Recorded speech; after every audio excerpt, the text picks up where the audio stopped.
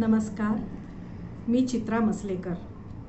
आपले GA चॅनलमध्ये सर्वांचं स्वागत. आज मी जी कथा वाचणार आहे तिचं नाव आहे सांगाडा. पॉप्युलर प्रकाशनाने प्रकाशित केलेल्या निळा सावळा या पुस्तकातनं ही कथा घेतली आहे. तर सुरू करते. सांगाडा भाग 1. 40शीवरून तिरपे पाहात अधू दुखरे डोळे फिरवीत नाडगौडा मास्तर शाळेच्या गेटपाशी आले आणि क्षणभर थबकले. तिथे ते नेहमीच थांबत. शाळेची आकारहीन धुरकटलेली इमारत प्रथमच पाहत असल्याप्रमाणे ते तिच्याकडे निरखून पाहत. शिवाय गेटपाशीच त्यांना 40शी पुसण्याची आठवण होत असे किंवा जरुरी भासत असे.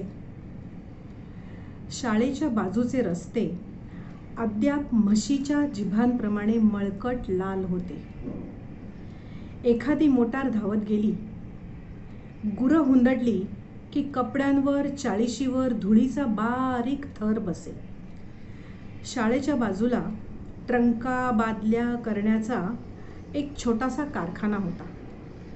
ही त्या जोशाची कल्पना. म्हणाला, तेवढंच भाडं मिळेल शाळेला. अरे मग शाळेची एक भिंतच सिनेमाच्या जाहिरातीसाठी का नाही देत, असे नाडगौडा मास्तरांनी त्याला सरळच विचारले होते.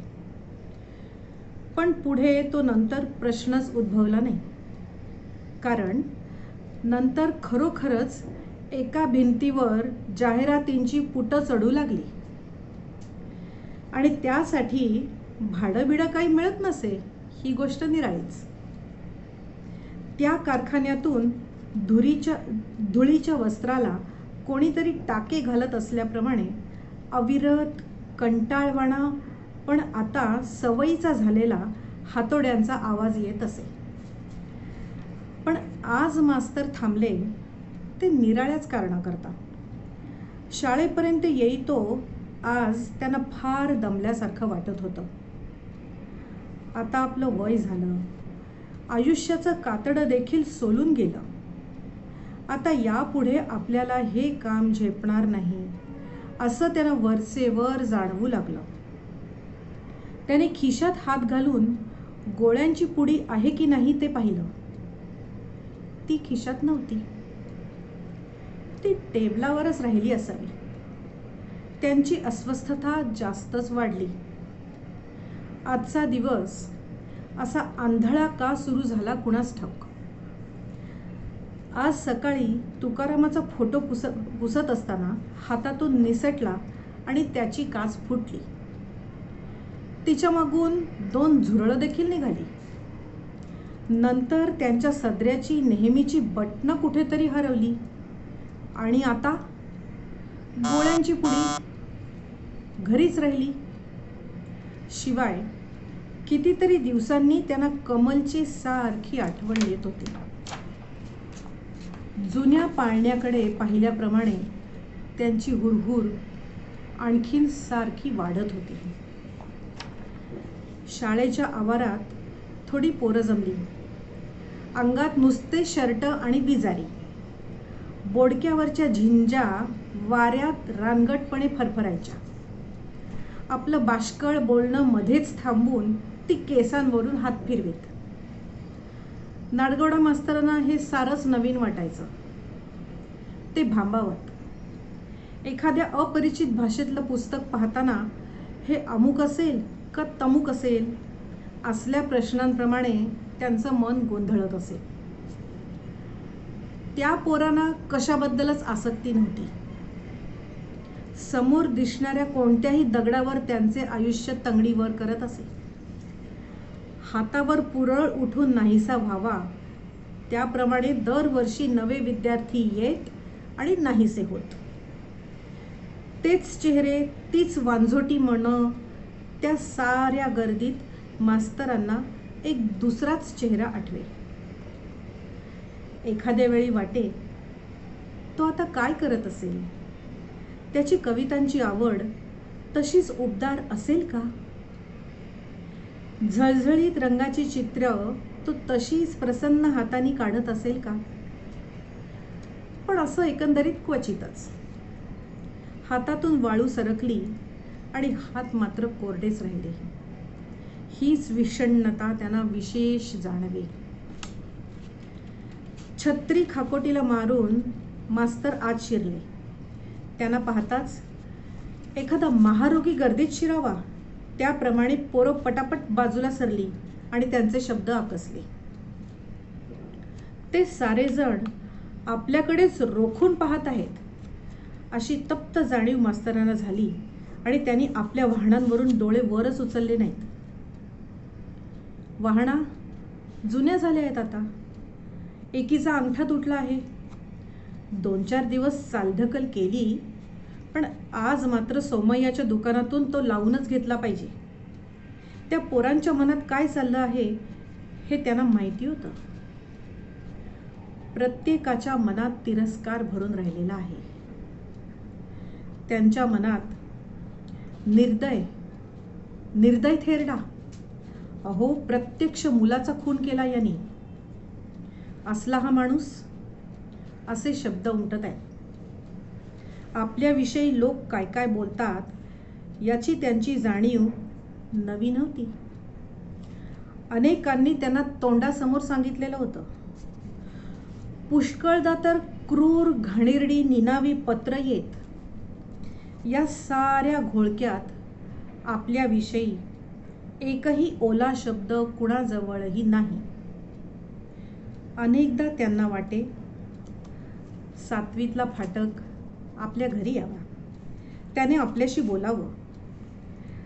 5-6 दिवसांपूर्वी त्यांनी सारी पुस्तकं धुंडाळून त्याच्यासाठी पृथ्वीवरील प्राचीन प्राणी हे मळकं पानं सुटलेलं पुस्तक देखील काढून ठेवलं होतं. पण त्यांनी त्यानंतर पुन्हा चौकशीही केली नाही. 80-90 फुटांचे प्राणी, खवल्या खवल्यांच्या अजस्त्र शेपट्या, 100-500 दात. त्यांची आठवण होताच जणू सारे प्राणी त्यांनी परसात पाळल्याप्रमाणे थोडे हसले. 80 फुटांचा सांगाडा आपल्या सायन्स हॉलमध्ये बसणार देखील नाही. आपल्याला टेबल खुर्ची मग त्या सापळ्यातच टाकावी लागेल. सापळ्यात आपण, आपल्यात एक सापळाच, आणि मग त्यात आणखीन कोणी? त्यांना हा विचार फार गमतीचा वाटला. ती उदास डोळ्यांची काळसर शालिनी देशपांडे असं सुंदर गाणं म्हणत असे. ती रेडिओवर तिचं गाणं प्रथम झालं त्यावेळी तिने सगळ्यांना चहाला बोलवलं, पण आपल्याला मात्र तिने नेमकं वगळलं. तसाच तो 10वीतला सहस्रबुद्धे, गवताच्या काड्यांसारख्या पायाचा हा मुलगा वणावणा रानोमाळ पडलेली हाडं गोळा करायचा. सारी हाडं गाई म्हशींचीच असायची, पण ती आणताना त्याला केवढा उत्साह आणि केवढा धांदरटपणा. आता कुठे आहे तो? फी न दिल्याबद्दल हेडमास्तरांच्या नोटिशीप्रमाणे त्याला हाकलून घातलं. तेव्हापासून कुठे गेला कोणास ठाऊक. जाताना कार्टा भेटलाही नाही. नाहीतर रंगीत पक्षी हे पुस्तक त्याला दिलं असतं. का हाकलून घातलं याची कारणंही सांगितली असती. पण ती जखम घेऊन तो तसाच गेला आणि आता या विशाल वेड्या आयुष्यात कुठेतरी रखडत असता तो सुद्धा म्हणत असेल, थेरडा, निर्दय म्हातारा. आपण जाता जाता जर इथेच मरून पडलो तर ही सारी पोरं शाळेला 1 दिवस सुट्टी मिळणार म्हणून आनंदाने उड्या मारतील. पण तो आनंद सुद्धा निर्भेळ, बिन ओरखड्याचा असणार नाही. मेला तो सुद्धा शाळा सुरू झाल्यावर. आधी 1-2 तास जर गचकला असता तर यायचा तरी त्रास वाचला असता. मरताना देखील निर्दयच राहिला थेरडा. आवारातल्या वाळूवर वाहनांचा आवाज करत मास्तर सायन्स हॉलमध्ये आले. त्यांनी छत्री डाव्या बाजूकडून उजव्या काखोटीला मारली. दरवाजा उघडला. मातीचे अनेक पक्षी असलेल्या कपाटाजवळ डोक्यात वाकडा खिळा ठोकून लाकडी दांड्याला अडकलेल्या मनुष्याचा सांगाडा होता. त्याच्या बाजूच्या खुंटाळ्यावर त्यांनी छत्री ठेवली आणि टोपी काढून हातरुमालानी उजाड डोक्यावरचा घाम टिपला. आता ऑफिसमध्ये जाऊन सही केली की बाह्य जगाचा संबंध संपला. ते जाण्याकरता वळले. पण त्यांचा तोल गेल्यासारखा झाला. छातीत किंचित कळ येऊन ते टेबलाच्या कडेवर आदळले. काय झालं मास्तरांना अचानक? ते पाहूया पुढच्या भागात. तुम्हाला कशी वाटतेय कथा आम्हाला नक्की कळवा. आमचा व्हिडिओ लाईक करा, शेअर करा आणि सबस्क्राईब करा. आणि चॅटबॉक्समध्ये आपले अभिप्राय आणि काही सूचना असल्या तर जरूर द्या. तोपर्यंत धन्यवाद आणि नमस्कार.